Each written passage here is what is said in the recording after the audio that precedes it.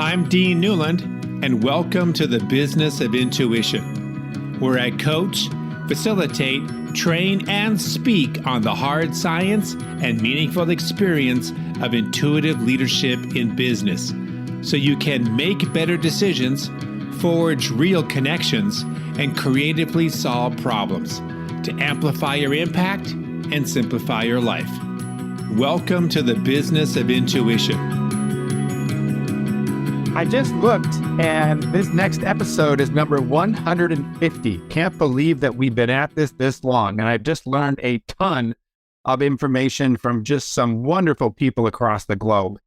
This started, well over 2 years ago, and the topic was always sort of around this idea to bring intuition out of the closet and into the boardroom so that the people and teams and cultures could fully express themselves, not just a slice that was based on facts and information. And we have had conversations that have been on that topic, and sometimes we've gone off on other things regarding different aspects of leadership and teamwork and culture. And then, of course, the pandemic hit, and we had a different environment where so many different organizations were moving their teams in a virtual environment. And then it never occurred to me that how does intuition then get used and promoted when all of our team members are all over the country or all over the planet, when we don't actually see the whites of their eyes in the face-to-face environment? We actually only see them on a Zoom or WebEx or team environment. Is intuition still accessible in a virtual world? Well, my next guest on the Business of Intuition has some thoughts around that. He actually started a company several years ago, and now he has 80 people all over the globe, all working virtually around a U.S. market product line, and they've done quite well. And so we talked about how does he actually continue to develop strong teamwork when we don't see each other? And then two, how do you encourage intuition when we are working over Zoom, WebEx, and Teams? My guest's name is Hadi Radwan, and he is what he might be called a serial entrepreneur. He's done venture capital building. He's an expert in what's called insurtech. He is the co-founder of Asteya, which is an insurance company that aims to make income insurance accessible. So again, income insurance, not disability insurance, but income insurance accessible to everyone, regardless of gender, income, or age. And Hadi has over 15 years experience in managing, creating, and developing growth strategies for startups and large organizations. And as a venture builder, Hadi specializes in new market entry, multiple disciplines in terms of his ability to be in a variety of different leadership roles, growth hacking, capital raising, and so forth. Fascinating guy, Hadi Radwan on the Business of Intuition.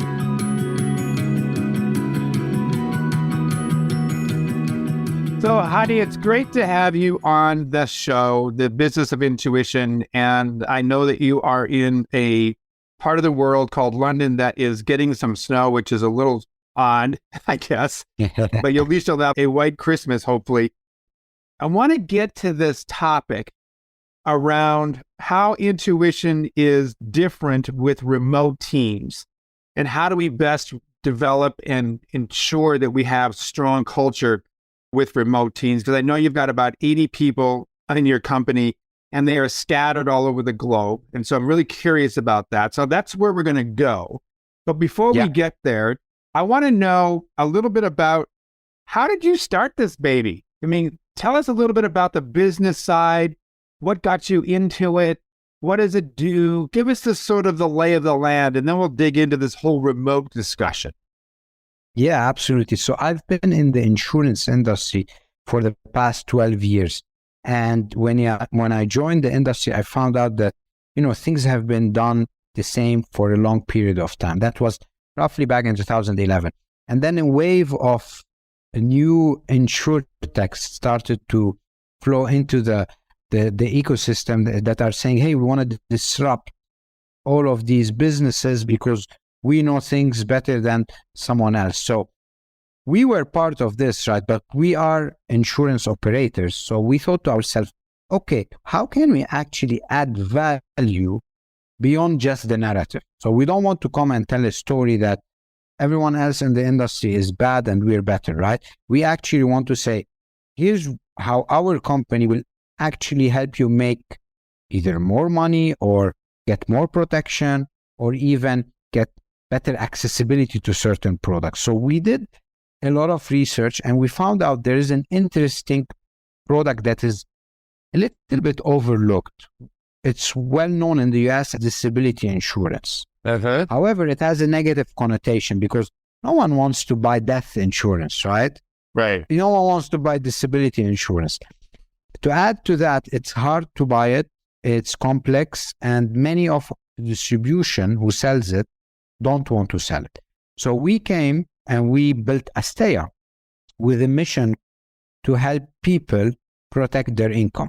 So we want to make what is called income insurance accessible for everyone, because today, if you have a family, you shouldn't buy life insurance, you should buy disability, because if you're a healthy individual during your career time, you're more likely to get disabled and go out of work without earning an income rather than dying. So everyone has to have this as a product to protect their most important asset. If you have a mortgage, if you have lifestyle expenses, anything that would, even if you're living, by the way, paycheck to paycheck, you're at risk if something happens to you. You're not dead, by the way, you're just happy. Something happens to you, you can't go to work, you're at risk both individually and to your family. So that's how Asteya was built. This is how I co-founded with my partner this company, because we believe in the mission that everyone should have some form of protection against these unforeseen circumstances. That's across different countries as well, it sounds like. So what you're basically saying is that if I lose my job, for example, for maybe even outside of my own control, there's a downsizing, the economy's going to crap, what have you, and they're cutting that back. This particular insurance would somewhat keep income coming through for me and my family. That's what you're basically selling. Correct. So basically, we're just in the US, we're not global. Oh, you're not yet? Okay. There's 3 types of disability or income insurance. One of them is unemployment insurance, which we do not cover. Okay. We only cover if you're out of work against sickness or an accident. That's what we cover. I see. Oh, okay. Yes. So not for reasons other than that. Okay. Got it. Yes. So I get sick, I get in an accident. This is going to basically, all right, makes sense. Yes. Which and obviously you're out of work. Right. So now you've got this nice little company. And in how many years you've been at it? So the company has been around 3 years, 1.5 operational, because we were in stealth mode, building the technology, filing for products, getting the licenses. And that's the difficult part of building an insurtech, is you need to be licensed. And it takes time, takes some effort. So we were a little bit in stealth mode. But if you were in, let me just tell me, I'm curious. So you primarily focus on the US. Yes. So you're in London, you've got people you said in Asia? Yes, Asia, Europe, and in the US as well. But if they're just serving US clients? Correct. So we're a fully remote company, and we can discuss why we went there. And I think one of the main reasons is the talent pool is global. And if you want to get the best people, you can also look beyond just one country. And that's how we built the organization. So it's going after talent versus going after location. That's what was most important to you. Yes, because in insurance, your most important asset is the people working with you, because we're a service-based business. Yeah. So we focus more on finding the right people to join us, and then hopefully the right people will get the right product to the right customer, and then the investor will be happy. So that's the bow tie framework that I use. Customer is on the side, and then investor on the other side, and that interlink is the employee. That's the most important piece to the puzzle. Okay. To that most important piece of the puzzle that happened to have puzzle pieces all over the globe, and that you probably don't see each other face to face very often, or maybe at all. How do you develop, and how have you been able to develop a culture, a team, to be able to be very effective and collaborate across so many different time zones using things like Zoom and WebEx? What's been your secret sauce? Because I know a lot of people out there who are listening to this have maybe at one point had their team all be live, face to face, come to an office somewhere. And now because of the pandemic, everybody's now used to working remotely. Some of them have stayed remote. Some of them are hybrid between, face to face and working from home. You're all remote. How's it working? And what sort of tips and tools and ahas and don't do this, but do that do you have for us? Yeah, absolutely. So I could summarize it with one word, right? It's transparency. And that happens at the hiring process. So almost every person in the organization I've hired, I've had the chance to sit with them and talk and explain to them the vision, the mission, how we operate, the culture, what we expect from them, the way we work as an organization, because we are very upfront with the people. We say, hey, listen, if you're coming to here, here's what to expect, here's what we like, here's what we dislike. If you think that this is something that is not for you, please tell us from day one, right? Because I don't want you to leave your current organization. I don't want to promise you something that we cannot deliver. And the transparency element is very key, because now the expectation is if you're coming here and you don't perform, then the expectation is I've told you that. And if we part ways amicably, you do understand why. Versus coming in and promising you, hey, this startup is the best startup in the world. You're going to be the richest employee. I mean, things that we cannot keep up front is something I completely avoid. Because as you said, Dean, this is fully based on a screen. I'm sitting with someone, probably I'd hire them, I might not see them, I might see them. Maybe they leave on their next career journey and I still have not seen them. So it's very important to build that rapport, to build that trust from day one. And that can happen only if you're transparent. You don't hide things or you don't overpromise. It is what it is. I tell things the way they are, but I don't tell them worse than they are. That's very important. So it seems like, because the word transparent is a word that is used a lot and it has a lot of meaning. And based on what I'm hearing you say, Hadi, is that your meaning around transparency is clear expectations from the get-go. Don't overpromise anything you cannot deliver on. And if there is an issue that happens, you are going to deal with it directly and quickly. I'm assuming, tell me if I'm wrong, that's part of what you would define as transparent. Correct. That's how we build the culture. So the organization is built on clear guidelines, processes. We are a very agile company. So we build things on sprints. We say, we don't want to micromanage you. Here's the problem. Come up with a solution if you're in a senior position. And if you're not in a senior position, here's the execution plan. This is the expectation. We're happy to get more feedback from you if something is not working. It's an open door policy. So this is one of the most important things. The connection from me to any employee in the company is one node. So everyone can reach me. There's no nodes that has to go there. So if you're a junior or a senior or a mid-level person, here's my Teams. We use Teams, for example. Here's my WhatsApp. You can call me anytime, because in my organization today, Dean, I'm no longer a technical person, right? We're now around 80 people. So my role as a founder is to be a firefighter.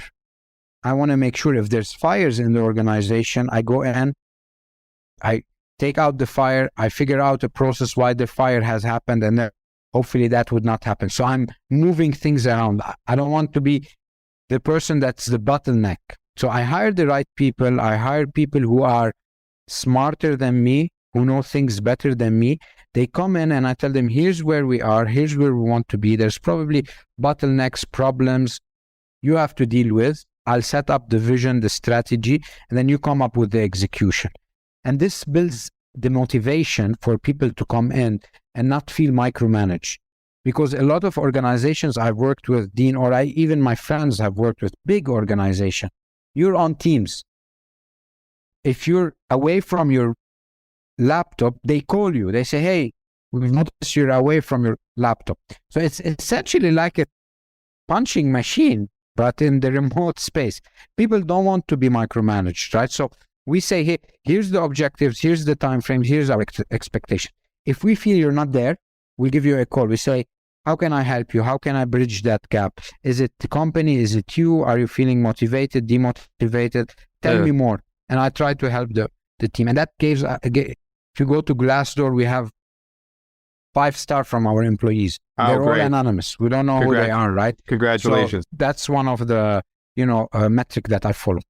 So let me ask you, Hadi, you got 80 people, you're the founder, co-founder. Do you have a structure whereby there are teams where you have like a layer between you and the 80, even though everybody can connect with you on the OneNote and what have you? How do you structure 80 virtual people is my question. Yeah, so you're absolutely right. Definitely, I'm not going to be the person with the decision-making on every type of department. So we have team leads. On our tech, we have a team lead, and then under that person, there is a clear hierarchy of juniors, seniors, and middle people. And then definitely on our product sales. So we've organized it based on function. In a way, yes, on a functional basis, and also on the ability to be a delivery basis. So every department have their delivery, they have their teams. For example, on our tech team, we have pods. So every pod would have their own product, their own developers, and they go out and build a certain feature. On our sales team, we have a pod. Here's a pod that probably is either geographically based or line of business based.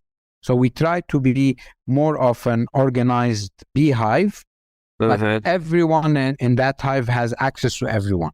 And that builds the transparency element, because you want to know what other people are doing. I haven't thought about this before, but I have a question for you. And, when you think about pre-COVID, and most organizations, by and large, were working face-to-face, and there was some old school management practices that said there has to be a certain ratio of employee to leader. It's arguable, you could say, 1 to 8, 1 to 7. When you hear people like, I've got 20 direct reports, you kind of get sorry for the person because that's way too many, right? Yeah. What do you think is the right ratio in a virtual environment? Is it different? Do those rules still apply? Or because of the nature of our way of communicating, that the ratio could be higher? Or is it still follow some of those old practices? What do you think? Yeah, so I think it's a function of how automated some of the tasks could be throughout that particular function. So for example, for example, if you have an account executive and 3 SDRs under them, or sales development reps, so that's 1 to 3. If you believe that one person using specific tools can actually have 10 people under them and still do their job properly, meaning if you put for them an objective and a key result, and you say, for that objective, here's 3 things that you can do, and he can do it with 1 out of 10, then you should proceed with that, because now you're extending that resource without extending their time. So for the same effort, they're making more productivity. So it varies, right? And I'll give you an example from our case. Every product manager has 3 developers or 4 developers, because they are involved in building user stories. They need to test those features. So you cannot have 10 developers under one product engineer, because then the product engineer would become a bottleneck and those people would be idle. So it varies. So I think that, I'm kind of answering my question as I'm listening to you, because it's making more sense in that it also has a lot to do, maybe less around whether we're virtual. Your automation piece is also really important. Yeah. But it also has to do with just how individual is the work, or is it do we have to collaborate in order to get the work done? And I think the higher the collaboration, the more touch points, the fewer direct reports you need in that system. But when you've got a lot of individual contributors who don't need to interface with others much, then you might have 50 or 20, because there's not as much work. The work is already being pushed down to that level. So I think we sort of attacked that one. Hey, changing this subject a little bit, because you brought this up before we started the actual recording, was around intuition. And since this is a podcast with that word in the title, how do you feel intuition is affected by a remote environment? Is it easier? Is it harder? What's your sense? That's an interesting question. I haven't thought about it because you're intuitive throughout the day without thinking about it, right? Yeah. But the moment you start putting things in a process oriented, so you have to do a remote work. Right now, we are in that situation. So we build around it. And now it becomes second nature. It becomes the new norm for us. So I haven't thought about how intuition might differ between if I'm in office or if I'm behind the screen. It actually is the same for me. I engage in the same intuitive activities if I was in a remote space or if I was in an office, because now that has become the new norm for us. We don't think about the office anymore. We think right. You've already translated to the new language. Yeah, you dream of the new language. You dream remotely. So maybe now if we're switching again to the office, we'd have to adapt again, and it might that intuitive nature might be blended differently if I'm making sense here. Yeah, no, here's my sense of it, because I think that there's an individual process by which one might tap into and trust and use their intuition. Whether I am with a person or not, I could be walking through a forest and still be very intuitive, or I might be alone in my office, I could be very intuitive. But when you start getting into the intuitive space of people, like you and I or a team, then you have, I guess, when you start intuiting what people are saying, like, what is Roddy not saying in this conversation? But what's the subtext of this? And can I tap into that through my intuition? I think this is my opinion, and I want to get your thoughts on it, because you operate in a more remote world than I. I actually am hybrid. I do a lot of these sort of things with clients, but I also do a lot of face-to-face. So I'm somewhere in the middle here. But when I'm with a group of people, with an individual, I can see their whole body and I can sense the three-dimensionality of them. Now, right now, I'm looking at you, and those of us who are listening in don't see your smiley face, right? But I just see a face. I don't see your arms, your shoulders, your legs, your knees, and so forth. So I'm not picking up on some of those nonverbal cues other than what's coming out of your face. Correct. And so I think that the part of intuition that is about pattern recognition and being able to take many different bits of information and make some sort of sense of it, I think that intuition is actually impeded when we don't see the whole person and have that three-dimensionality. I think it's not impossible. Like for years, I would have coaching calls with people when I first started, and I would never even see them, Hadi. We didn't have this. It was just a phone call. We might go for a year or two without ever even knowing what the person looked like, but I still was able to intuit certain things that they were saying because of the tenor and the tone of their voice, even though I can't hear it, I can't see what. So in some ways, I think that when we have the reliance on the visual, intuition is impeded when we have virtual. But if it's just auditory, I might kind of change my thoughts on that and think we can still be very intuitive. But what's your thoughts on this? I 100% agree. And I'll give you an example that is probably not very intuitive if you're in the office, which is body language, right? The body language it's the form of communication. We've eliminated that completely when we are on Teams or Zoom, especially if we're not turning our cameras on, because most of the time people are, not turning their cameras on. So intuitively, you might think that whatever messaging you're sending to the other person has been understood because, well, you clearly articulated that this is what I want, or this is my expectation, or this is what has happened. Now, what might happen is, because you don't see their body language, you assume that they understood what you communicated to them. That's one. Right. The second part, which is also important, is when you're communicating with someone on the other side and they're from a different culture, okay? So it might be construed that the message is different than how you are sending it out, because if the body language of the person receiving that message is negative, you would have understood when you're in the office with them that, okay, I might have maybe used a pattern of language that's not understood, or it's offensive, although I did not mean that, right? So these tells are extremely removed from that environment. So I think intuition in that case becomes overstated, because you think that this is intuitive. I told them and I expect this. But the reality is you have, as you said, only few cues that you are relying on versus the full sensory patterns, which is physical, auditory, the eyesight, if you're turning the camera. So I think you're absolutely right. It becomes harder to be as intuitive as when you're with someone in the same room. Yeah, now we're talking about emojis. We're talking about, the metaverse, where the actual person's face is now caricature. I do worry about some of that. I do think that there's a certain human characteristic that is our intuition, that when expressed, we tap into the full person versus just a segment of that.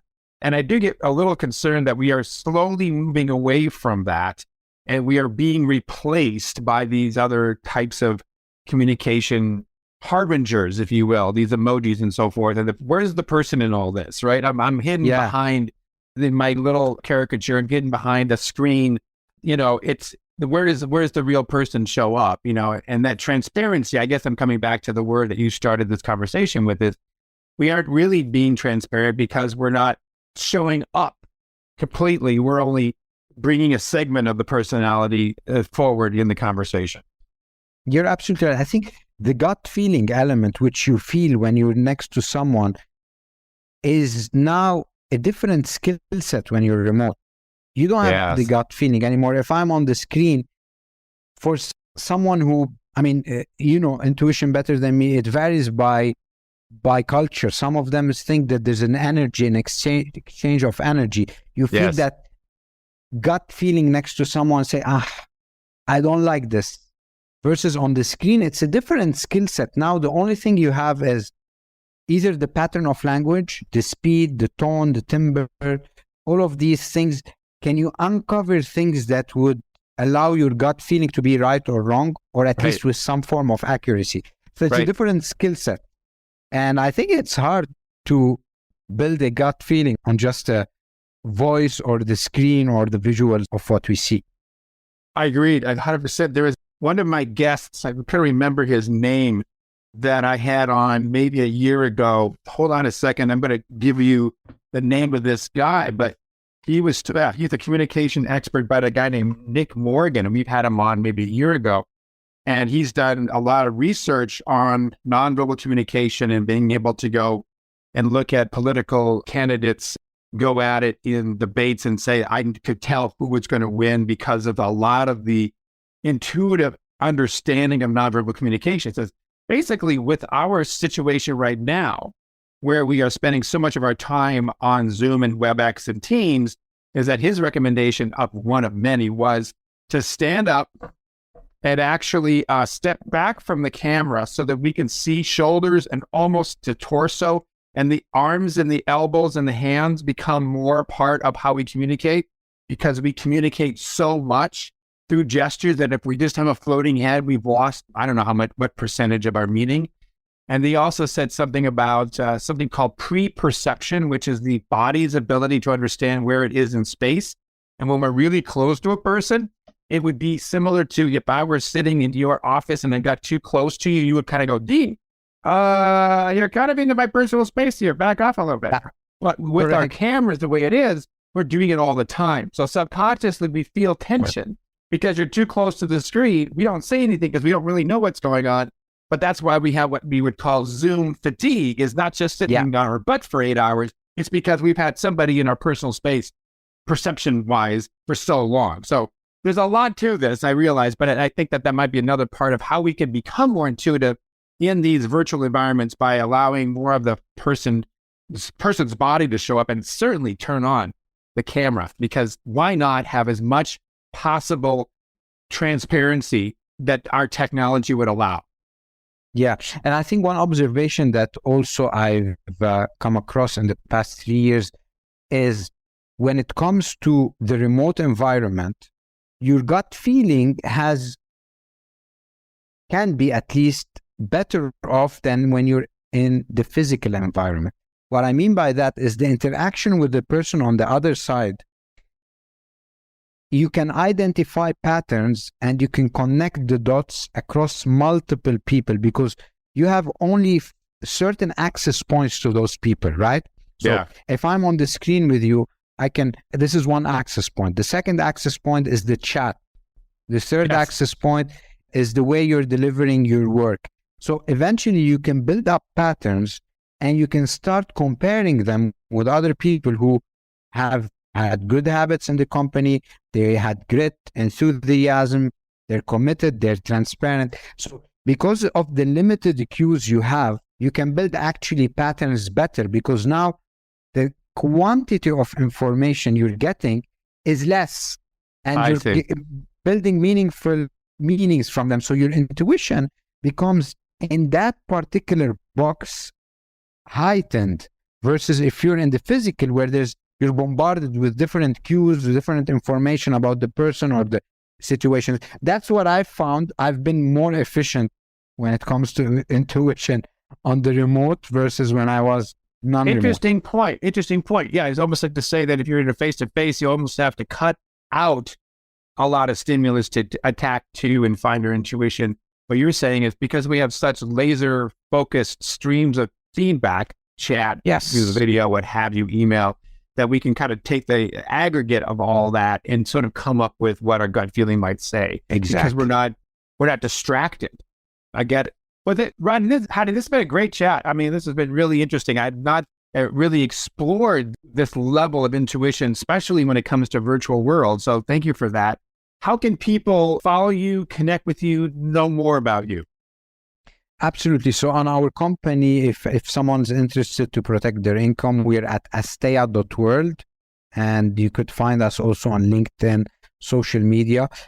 Me personally, I'm very active on LinkedIn, Hadi Radwan. I also started my own podcast called The First 100, which I interview entrepreneurs to understand how they started and got their first 100 paying customer, which I believe is the hardest. So I started this 3 months ago, and I think I believe the curiosity in me allowed me to interview people and learn how they started, so we add to listeners. So these are 2 ways you can find me, LinkedIn and the podcast, The First 100. And Asteya, Asteya is the name of the world, WORLD. I got the feeling Asteya has a meaning. What is it? You're actually Asteya, there you go. Yeah. Sorry. Asteya means in Sanskrit, non-stealing, not taking more than you need. And that's what a lot of people in their head, I think insurance is, right? You steal from them and you don't give back. We believe it's the other way around. It's about, only insuring people for things that they value, which is their income in that case. So that's very Asteya. good. I'm glad you shared that. That's really a great meeting. Fantastic. Well, Hadi, it's been a great conversation. Enjoy hopefully a white Christmas in London, England, which is one of my favorite cities on the planet. I would love for you to have a great time there, and let's stay in touch. It's just been a nice conversation. Absolutely, Dean. Thank you for having me, and happy holidays for you and for your listeners. You bet. Thank you for listening to The Business of Intuition. If you enjoyed the show, please subscribe, rate, and review on Apple Podcasts, Google, Spotify, or wherever you get your podcasts. If you'd like to learn more about Dean or Mission Facilitators Leadership, go to mfileadership.com. That's mfileadership.com.